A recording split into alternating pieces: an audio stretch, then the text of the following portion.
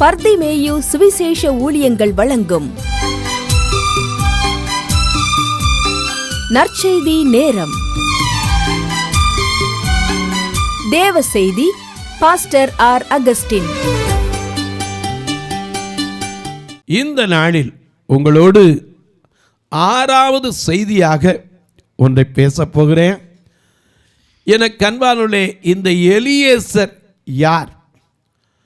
ஆபிரகாமுடைய வேலைக்காரன், ஊழியக்காரன். ஆனால் தன் எஜமானுடைய பெருமையை விட்டு கொடுக்காதவன். ஏன்னா அங்கே பெண் பார்க்க போன இடத்துல போகிறதுக்கு இப்போ புறப்பட்டு போய்கிட்டு இருக்கான்.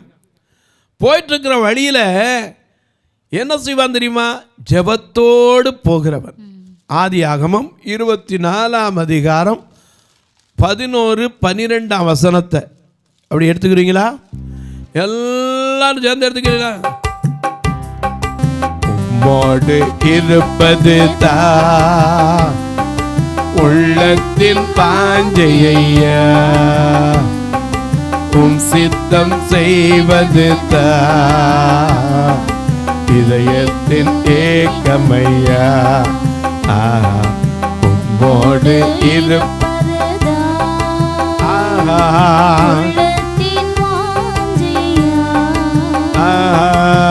சித்தம் செய்வதுதான் இதயத்தின் ஏக்கமையா. ஏசையா உம்மைத்தானே என் முன்னே நிறுத்தியுள்ளே. ஏசையா உம்மைத்தானே என் முன்னே நிறுத்தியுள்ளே. எனக்காக யாவையும் செய்பவரே, செய்து முடிப்பவரே.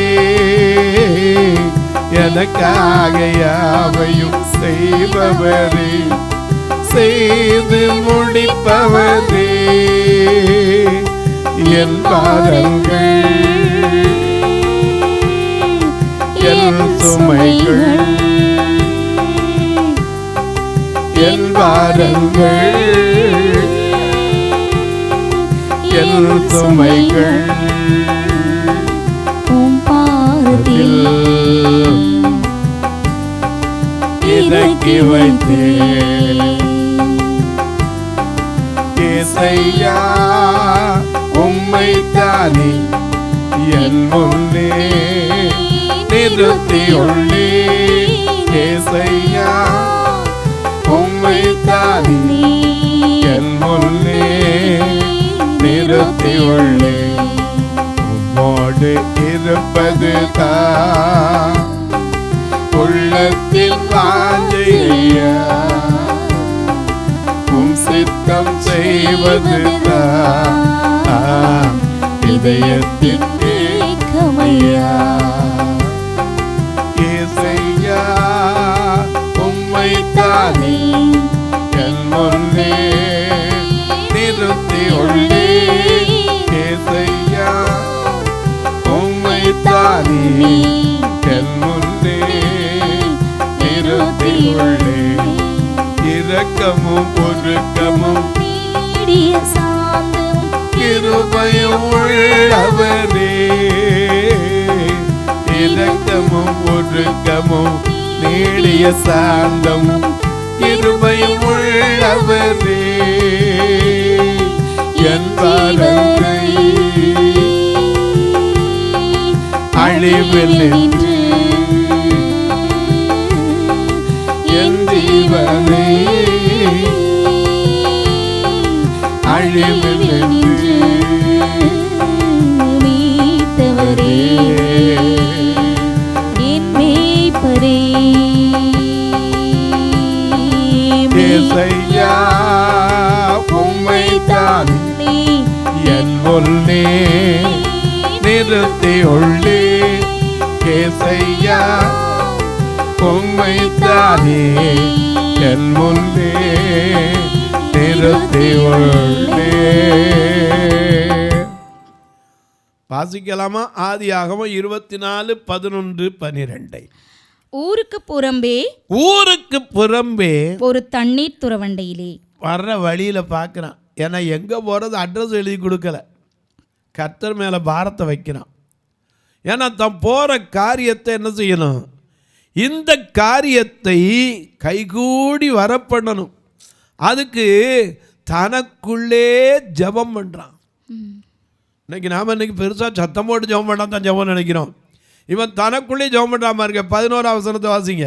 ஊருக்கு புறம்பே தண்ணீர் துறவண்டையிலே ஒரு தண்ணீர் துறவண்டையிலே தண்ணீர் மொள்ள ஸ்திரீகள் புறப்படுகிற சாயங்கால வேளையிலே ஒட்டகங்களை மடக்கி. ஆனா இவன் வந்து சேர்ந்திருக்க எந்த இடம் தெரியுமா? 10ஆம் வசனத்தை வாசிங்க. பின்பு அந்த ஊழியக்காரன் தன் எஜமானுடைய ஒட்டகங்களில் 10 ஒட்டகங்களை எடுத்துக்கொண்டு தன்னுடனே கொண்டு போனான். தன் எஜமானுடைய சகலவித உச்சிதமான பொருட்களும் அவன் கையில் இருந்தது. அவன் எழுந்து புறப்பட்டு போய் மெசொப்பொத்தேமியாவில் இருக்கிற நாகோருடைய ஊரில் சேர்ந்து. ஆனா கரெக்டா வந்து சேர்ந்திருந்தாலும் இவனுக்கு அது எதுன்னே தெரியாது. ஏன்னா வந்திருக்க அவனுக்கு தெரிஞ்சாலும் ஒரு தண்ணீர் துறவு. அங்க என்ன செய்வாங்க, பெண்கள் தண்ணி மோக்க வருவாங்க. இந்த தண்ணி மோக்க வர்ற இடத்துல போய் தனக்குள்ள ஜெபம் பண்றான். என்ன ஜெபம் பண்றான்? 12ஆம் வசனம். என் எஜமானாகிய ஆபிரகாமுக்கு தேவனாயிருக்கிற கர்த்தாவே, என் எஜமானாகிய ஆபிரகாமுக்கு தேவனாயிருந்தாலும் எனக்கும் தேவனாய் இருக்கிறீர் கர்த்தாவே. இன்றைக்கு நீர் எனக்கு காரியம் சித்திக்க பண்ணு. என் எஜமானாகிய ஆபிரகாமுக்கு தயவு செய்தருளும். இதோ நான் இந்த தண்ணீர் துறவண்டையிலே நிற்கிறேன். இந்த ஊராருடைய பெண்கள் தண்ணீர் முள்ள புறப்பட்டு வருவார்களே. நான் குடிக்க உன் குடத்தை சாய்க்க வேண்டும். நான் கொண்டு தண்ணி குடுன்னு கேட்ப. எந்த பொண்ணு தன் குடத்தை இறக்கி சாக்கிறாளோ அவளே என் எஜமானுக்கு மனைவி. ஆனா அவனுக்கு கிடைச்ச பொண்ணு எப்படி இருந்தா தெரியுமா? அவனுக்கு மட்டும் குடம் சாய்க்கல, அவன் கொண்டு வந்த ஒட்டகத்துக்கு என்ன செய்தா? தண்ணி ஊத்தினா. எனக்கு அன்பானவர்களே, இந்த எலியேசர் 21ஆம் வசனத்தை வாசிக்கலாம். அந்த மனிதன் அவளை குறித்து ஆச்சரியப்பட்டு, ஏன்னா அவன் செஞ்சதை பார்த்து ஆச்சரியப்பட்டான். இவன் ஜெபம் பண்ணிட்டு காத்திருந்தான். யார்ட்டையும் கேட்கல, யார்ட்டையும் பேசல. இதுல இருந்து நீ கற்றுக்கொள்றதுன்னா ஆண்டவர்கிட்ட ஒரு பாரத்தை வச்சுட்டேன்னா மௌனத்தோட காத்துரு. ஏன்னா சில நாள் என்ன செய்யணும், மௌனமாக இருக்க வேண்டியதான் இருக்கணும். ஆமோஸ் 5:13 வாசிக்கிறோம். காலம் எப்படி நமக்கு தெரியாது, காரியம் எப்படின்னு தெரியாது. அதனால சில காலம் எப்படி இருக்கணுமா? ஆமோஸ் 5:13 மிக அழகா நமக்கு எழுதி வச்சிருக்கார் தீர்க்க தரிசன புஸ்தகத்தில். ஆமோஸ் ஆகையால் புத்திமான் அந்த காலத்திலே மௌனமாய் இருக்க வேண்டும். ஏன்னா யார்ட்டையும் போய் தப்பா தவறா கேட்டக்கூடாது. இவன் கர்த்தர்ட்ட பாரத்தை வச்சுட்டு அங்க காத்து இருக்கிறான். என் காரியத்தை அனுகூலமா வாய்க்க பண்ணு. 21ஆம் வசனத்துல அவன் சொல்றான். என்ன சொல்றாரு? காரியம் கைகூடிருச்சு. கர்த்தர் தன் பிரயாணத்தை வாய்க்க பண்ணினாரோ இல்லையோ என்று அறியும் பொருட்டு மௌனமாய் இருந்தான். என்ன பிரசங்கி 3:7 வாசிக்கிறோம். மௌனமாய் இருக்க ஒரு காலம் உண்டு, பேச ஒரு காலம் உண்டு. மறந்துடக்கூடாது. எனக்கு அன்பானுடைய சில காலம் நம்ம பொறுமையா காத்திருக்கணும். இவனுக்கு அப்பந்தான் வருது தகவல் வருது, அந்த பெண் வந்துட்டா. அதனால இவனுக்கு நடந்த காரியத்தை பார்த்து ஆச்சரியப்பட்டு 21ஆம் வசனத்தை திரும்ப வாசிங்க. 21, 22. அந்த மனிதன் அவளை குறித்து ஆச்சரியப்பட்டு கர்த்தர் தன் பிரயாணத்தை வாய்க்க பண்ணினாரோ இல்லையோ என்று அறியும் பொருட்டு மௌனமாய் இருந்தான். ஒட்டகங்கள் குடித்து தீர்ந்த பின் அந்த மனிதன் அரை சேக்கல் எடையுள்ள. ஐயா, இதுல ஒரு சத்தியத்தை கத்துக்கணும். பொண்ணு வீட்டுக்கு போகும்போது நகை என்ன தருவான்னு எதிர்பார்த்து போறது இந்த காலம். அந்த காலத்தில் மாப்பிள்ளை வீட்டுக்காரன் நகையை கொண்டு போன காலம். திரும்பி அந்த காலம் வந்தால் எப்படி இருக்குன்னு பாருங்க. அரை சேக்கல் எடையுள்ள ஒரு காதணியாவது எடுத்து அவருக்கு என்ன செய்யறான், கடகத்தை எடுத்து கொடுக்குறான். அதை வாசிச்சிருக்க முழுசா. ஒட்டகங்கள் குடித்து தீர்ந்த பின்னும் அந்த மனிதன் அரை சேக்கல் எடையுள்ள பொற்காதணியையும், அடேங்க அப்பா, தங்கம் கூட கிடையாது, பொற்காதணி, தங்க எடுத்து பொற்காதணியையும், அவள் கைகளுக்கு 10 சேக்கல் எடை பொன்னுள்ள 2 கடகங்கள். பொண்ணு உறுதியாகல. நம்மளால உறுதியாக முன்னாடி என்னென்ன தருவேன்னு பேசிக்கிறோம், இவன் அதுக்கு முன்னாடி தந்து கூப்பிடுறான் பாருங்க. அதனால தான் இந்த காரியம் கர்த்தரால் வந்ததுன்னு போடுறோம். ஆனால் நம்ம எந்த காரியம் கர்த்தரால் வந்தது எப்படி இருக்குது பார்த்துக்கணும். எல்லாரும் இந்த வசனத்தை போடுவோம், இந்த காரியம் கர்த்தரால் வந்தது. கர்த்தரால் வந்திருந்தா நாம கொடுக்குறோமா அங்கே வாங்குறோமா, போகட்டும். அது மட்டும் இல்லை, இந்த எலியேசர் நன்றி உள்ளவன். அதே 24ஆம் அதிகாரம் 48ஆம் வசனத்தை பாருங்க.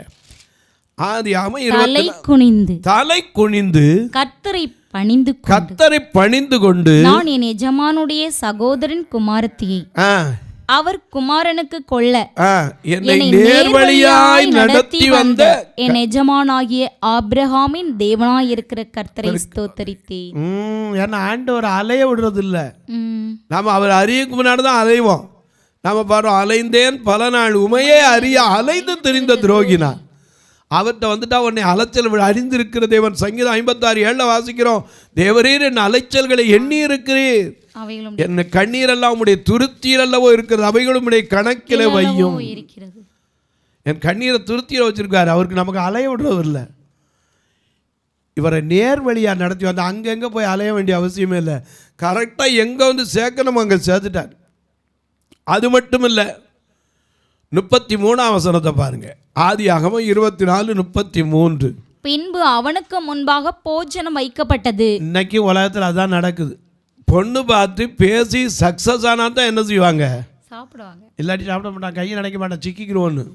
ஏதாவது ஒரு சாக்கு சொல்லிட்டு போய் லெட்டர் போடுறோம், இன்னொரு நான் வரோம், ஏதாவது ஒன்று பிடிக்கலைன்னா கூட சொல்லிட்டு போயிடுவான், சாப்பிட மாட்டான். அவனுக்கு முன்பாக போஜனம் வைக்கப்பட்டது. அப்பொழுது அவன், நான் வந்த காரியத்தை சொல்லும் முன்னே புசிக்க மாட்டேன் என்றான். பாடியோ, ஏன்னா பேசி முடிக்கலப்பா, நான் எப்படி உட்காந்து சாப்பிடுறது? இதை வச்சு தான் இன்னைக்கு வேதத்தில் வரும்போது வீடுகளில் பலாரம் பச்சையெல்லாம் சேர்த்து வச்சு முதல்ல பேசி முடிப்போம், அப்புறம் சாப்பிடுவோங்கிறான். 1-2 பேரை என்ன இருப்பான், முதல்ல போடு, ஏன்னா அவனுக்கு அந்த ஞானம் இருந்திருக்கா, அதனால சொல்லியிருப்பான். மீதியெல்லாம் பாருங்க, நான் வந்த காரியத்தை பேசி முடிக்கும் முன்னே புசிக்க மாட்டேன். அதற்கு அவன் சொல்லும் என்றான். அப்பொழுது அவன், நான் ஆபிரகாமுடைய ஊழியக்காரன். ஆமா, ஆபிரகாமுடைய ஊழியக்காரன். கர்த்தர் என் எஜமானை மிகவும் ஆசீர்வதித்திருக்கா. எங்க ஆளு எப்படிப்பட்டவர்னா வெறுமையா வந்தவர் தான், ஆனா கர்த்தர் அவனை ஆசீர்வதித்தார். அவன் நிறைய சம்பாரிச்சான்னு சொல்லல, கர்த்தர் ஆசீர்வதித்தார். தேவன் தருகிற ஆசீர்வாதமே ஐஸ்வர்யம், அதனோடு வேதனையை கூட்டாது. அதனால மிகவும் ஆசீர்வதிருக்கு. அவர் வெள்ளி உடைமைகள் இருக்கு, பொன்னுடைமைகள் இருக்கு, ஊழியக்காரர் இருக்கான், வேலைக்காரர் இருக்கா, வேலைக்காரிகள் இருக்கிறார், கழுதைகளையும் இருக்கிறார். என் எஜமான் செல்வ சீமானா இருக்கிறார். அவனுடைய எஜமான் பெருமையை விடல. அதே போல இந்த எலியேசர் தாழ்மை உள்ளவன், வயதுல மூத்தவன், ஆனா 65ஆம் வசனத்தை பாருங்க, 24:65 பாருங்க. ஊழியக்காரனை நோக்கி அங்கே வெளியிலே நமக்கு எதிராக நடந்து வருகிற அந்த யாரு கேட்கிறா? ரெபேக்காள் கேட்கிறா. ஏன்னா புறப்பட்டு வந்துட்டான். பொண்ணுடைய வாய் புறப்பெல்லாம் கேட்டாச்சு. கடைசியில் போகலான்னா அந்த பெண்ணும் சொன்னா என்னை அனுப்புங்க, புறப்பட்டு வந்தாச்சு. இங்கே வரும்போது ஒட்டகத்தில் வந்து இறங்குறாங்க. அப்போ எதிர்த்தாப்புல ஒரு மனுஷன் நடந்து போகிறார். அப்போ போகும்போது இவ கேட்குறா, ஊழியக்காரனை நோக்கி அங்கே வெளியிலே நமக்கு எதிராக நடந்து வருகிற அந்த மனிதன் யார் என்று கேட்டாள். சரி, அவர்தான் என் எஜமான் என்று ஊழியக்காரன். அப்போ எலியேசர் மூத்தம் வயதுல கூடினாலு, இந்த பையன் தான் அப்படின்னு சொன்னாரா? இல்ல. அப்போ என்ன சொல்றாரு? இவர் தான் எஜமான். தாழ்மையை கற்றுக்கொண்டவன் எலியேசர். நம்ம தாழ்மையை கற்றுக்கொள்ளணும். கர்த்தர் மேல பயம் உள்ள, பக்தி உள்ளவன், ஆண்டவருக்கு எதை சொன்னால் நன்றி உள்ள இருதயம் உள்ளவன். எனக்கு அன்பார்களே, அதனால தான் சொன்னா இந்த காரியம் கர்த்தரால் வந்தது. லாபானு பெத்துவேலு சொல்றாங்க, இந்த காரியம் கர்த்தரால் வந்தது, நலப்புலம் ஒன்றும் சொல்லக்கூடாது. எனக்கு அன்பார்களே, ஒன்றை நீங்க தெரிஞ்சு கொள்ளுங்க, இந்த எலியேசர்கிட்ட நீங்கள் கற்றுக்கொண்ட காரியத்தை மறுபடியும் சொல்கிறேன். எலியேசர் என்றால் தேவனுக்கு துணைவன், தேவன் அவனுக்கு துணை. இரண்டாவது, எலியேசர் என்று சொன்ன துணை மட்டுமல்ல, தெய்வ பயம் உள்ளவன், மற்றவர்களை தங்களிலும் மேன்மையாய் எண்ணுகிறவன், ஒருவரை ஒருவர் இல்லையா? என கண்பானே, விசுவாசத்தில் வல்லவன், மூத்தவன். அது மட்டுமல்ல, எப்பவுமே சரி தன் பெருமையை, தன் எஜமான கனப்படுத்த மறக்காதவன். என கண்பானவர்களே, அநேக நேரங்களில் நம்ம இந்த எலியேசரை உட்காந்து படித்து பார்த்துருக்கோமா? ஆனால் இவன் யார்? தமஸ்கு ஊரான், ஆபிரகாமுடைய பிள்ளை, வீட்டில் பிறந்தவன், ஆனால் ஆணைக்கு கட்டுப்பட்டவன். இந்த எலியேசர்கிட்ட நாம் கற்றுக்கொள்ள வேண்டிய சத்தியம் ஏராளம் உண்டுங்க. ஏன்னா அன்றைக்கு வந்ததுனால தான் ரெபேக்காளை பார்த்து வாழ்த்துனாங்க, 60 நீ கோடா கோடி பெருகுவாய், உன் சந்ததியார் தங்கள் பகைஞருடைய வாசல்களை சுதந்தரிப்பார் என்று அவளுக்கு வாழ்த்து வந்தது.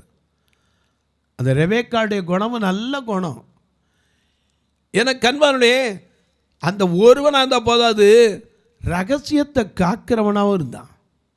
யார்கிட்டையும் போய் சொல்லலை, அவன் கத்தட்ட மட்டும்தான் சொன்னான், எனக்கு இந்த காரியத்தை கைகூடி வர பண்ணும். வேறு யார்ட்டையும் போய் சொல்லிக்கிட்டு இருக்க, அந்த ஊரில் யார்ட்டையாவது போய் நான் அப்படி எங்கள் எஜமான அனுப்புனார், பெண் பார்த்துட்டு வர சொன்னார், அதுக்கு தான் வந்திருக்கேன், இந்த பொண்ணு யாராவது இங்கே சொந்தக்காரங்க காலம் தெரியல, யாரும் கண்டுபிடிக்கணும், ஒன்றும் தெரியல, அட்ரஸ் இருக்கா இல்லை, அப்படி சொல்லிக்கிட்டு இருக்கலை. அவன் ரகசியத்தை காத்துக்கொள்ளும். இன்னைக்கு பாருங்கள், அநேக நேரங்களில் பதவி பிரமாணம் செஞ்சு வைப்பாங்க, அது பக்கத்துலேயே ரகசிய காப்பு பிரமாணம். ஏன்னா அன்றைக்கி பெரிய பதவியாக இருக்கும்போது எம்எல்ஏ எம்பி பதவி ஏற்றா கூட சரி, ரகசிய காப்பு பிரமாணம் என்ன, இந்திய தேசத்துக்கு என்னால் துரோகம் ஒன்றும் என்ன செய்யாது இருக்காதுங்கிறதுக்கு காப்பு பிரமாணம். ரகசியங்களை வெளிப்படுத்த மாட்டேன். இன்றைக்கி நிறைய பேர் ரகசியங்களை அதான் தெரிஞ்சுட்டு போய் அடுத்து பக்கத்துலேயே தொழில் ஆரம்பிச்சிடுறான். ஊழியத்துலேயும் சரி எல்லாத்துலேயும் இருக்குது, கூடையே இருப்பான், எல்லா தொழிலையும் தெரிஞ்சுக்குவான், கிடையாது அவன் பக்கத்தில் போய் எதிர்த்தாப்புலேயே ஒரு கடையை போட்டு உட்காந்துருப்பார். ரகசியங்களை காக்க தெரியணும். எனக்கு அன்பானவர்களே, ஆனால் சில ரகசியங்களை காக்க வேண்டியதில்லை. பவுல் சொல்றாரு, நான் அந்த ரகசியத்தை யாரிடத்தில் பெற்றுக்கொண்டேன். ஆனால் அது அவர் ஒரு மனுஷனாலும் அல்ல, மனுஷர் மூலமாயும் அல்ல, இயேசு கிறிஸ்துவே அதை எனக்கு வெளிப்படுத்தினார்கிறார். அதே போல ஈசாக்கு இயேசு கிறிஸ்து சமோன்ன, ஆனால் அவன் கீழ்ப்படிதல்ல, அவன் ஒரு நாளும் குறைஞ்சவன் கிடையாது, தன் தகப்பனுக்கு கீழ்ப்படிந்தவன். இந்த எலியேசர் ஆணையில் மட்டும் ரொம்ப ஜாக்கிரதையாக இருந்தவன், என்ன நடந்தாலும் சரி கர்த்தருக்கு ஸ்தோத்திரம் பண்ணுவான். எனக்கு அன்பானவர்களே, அவன் பண்ண ஜபத்துக்கு யார் கலரு ஒன்றுமே தெரியாது. அவன் பாட்ட ஜபம் பண்ணிட்டு உட்காந்துருக்கான். கிணத்துக்கு வர்ற பெண்ணில் ஒரு பெண் வர்றா, அவட்ட இவன் கேட்டு பார்க்குறான், இந்த காரியம் சரியாக வந்துட்டாங்கிறக்கா கொஞ்சம் குடிக்க தண்ணி விடு. அவள் இறங்கி ஒட்டகத்துக்கு தண்ணி ஊற்றுற பொறுமைசாலி யார்? ரெபேக்காள். எனக்கு அன்பானவர்களே, அது 10 ஒட்டகத்துக்கு தண்ணி ஊற்றணும். குறைஞ்சது ஒரு ஒட்டம் எத்தனை குடம் தண்ணி குடிக்கும் கணக்கு பண்ணி பாருங்க. அப்போ 10 அத்தனை உடத்துக்கு அவன் எடுக்கிற பொறுமை இருந்துச்சு. எனக்கு அன்பானவர்களே, நம்முடைய வாழ்க்கையில் கர்த்தருக்கு பயந்து அவருடைய வழிகளில் நடக்கிறவனுக்கு உண்டான ஆசீர்வாதம் அதான் இருந்துச்சு. ஈசாக்கு விதை விதைத்தான், கர்த்தர் அதுக்கு 100 மடங்கு பலன் கொடுத்தார். தேவனுக்கு துணை. எலியேசர் என்றால் தேவன் துணை. ஐயா, ஊழியக்காரன் உக்கிரானக்காரன், உண்மையுள்ளவன், தேவனுக்கு முன்பாக கணக்கு ஒப்புவிக்கணும். அதனால தான் இங்கே பார்க்கிறோம் 66ஆம் வசனத்தில், ஊழியக்காரன் தான் செய்த சகல காரியங்களையும், அது என்ன சகல காரியங்களையும் அப்பாட்ட ஆணை கொடுத்து அனுப்புனாரு. நான் ஆணைக்கு கட்டுப்பட்டு போனேன், அட்ரஸ் எல்லாம் வாங்கலை, யாருன்னே தெரியாது. பாருங்க, கர்த்தர் என்னை அவ்வளவு அற்புதமாக நடத்தினார். கரெக்டாக அந்த நாகூர் இருக்கிற இடத்துக்கே கொண்டு போய் சேர்த்தாருங்க. நாங்கள் போய் ஜெபம் பண்ணி நிற்கிற கரெக்டாக அந்த பெண் வந்தா, எவ்வளவு பொறுமை. நான் குடிக்கத்தான் தண்ணி கேட்டேன், ஒட்டகத்துக்கு தண்ணி வாத்தா. அங்கே வீட்டில் கூட்டு போய் சாப்பிட வச்சாங்க. எனக்கு நல்லா மரியாதை கொடுத்தாங்க. அந்த பெண்ணை கூப்பிட்டு கேட்டாங்க போறியான்னு. வாய்ப்பரப்பு கேட்டு தான் கூப்பிட்டு வந்திருக்கேன். என் கடமையை முடிச்சேன்னா எனக்கு அன்பானவர்களே எல்லாவற்றையும் விவரித்து சொன்னான். ஏன்னா ஊழியக்காரன் தன் கணக்கை ஒப்புவிக்க வேண்டும், எஜமானிடத்தில் ஒப்புவிக்க வேண்டும், மறந்துடக்கூடாது. எல்லாருக்கும் தெரிந்ததான். ஒரு வரி பாடுமா?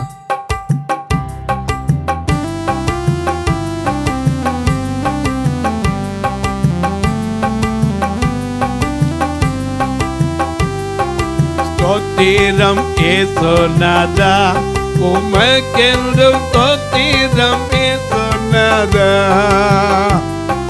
ஸ்தோத்திரம் இயேசுநாதா, உமக்கென்றும் ஸ்தோத்திரம் இயேசுநாதா.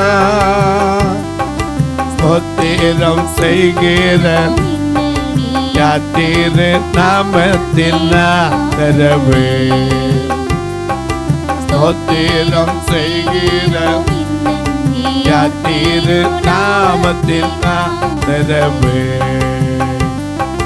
வானதூத சேனைகள் மனோகர கீதங்களால் போதும். வானதூத சேனைகள் மனோகர கீதங்களால் போதும். போது மாபெரும் மன்னவனே உமக்கு இத்தனை மதக்கமுள்ள பதவியாம் ஏழையாம் எங்களுக்கு. இத்தனை மதக்கமுள்ள பதவியாம் ஏழையாம் எங்களுக்கு. எத்தனை மதயமோ நிற்கிலுபை எத்தனை ஆச்சரியம்.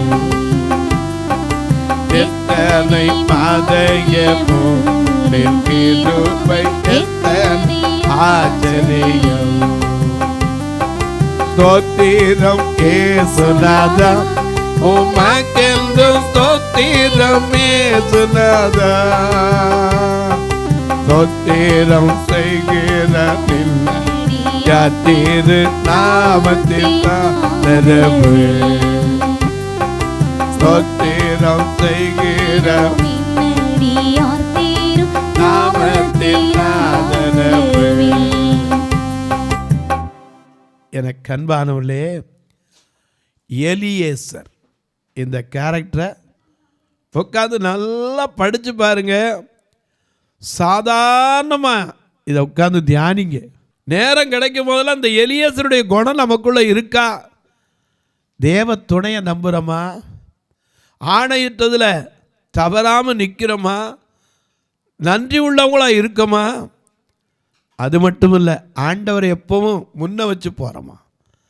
தொலைக்காட்சியில் பார்க்குற என் அன்பு மக்களே, இந்த நிகழ்ச்சியை நாள்தோறும் பார்க்குறீங்க, கேட்குறீங்க, பரவசம் அடைகிறீங்க. ஓகே, நல்லது. ஆனால் ஒரு வார்த்தை ஜெபம் பண்ணுறீங்களா?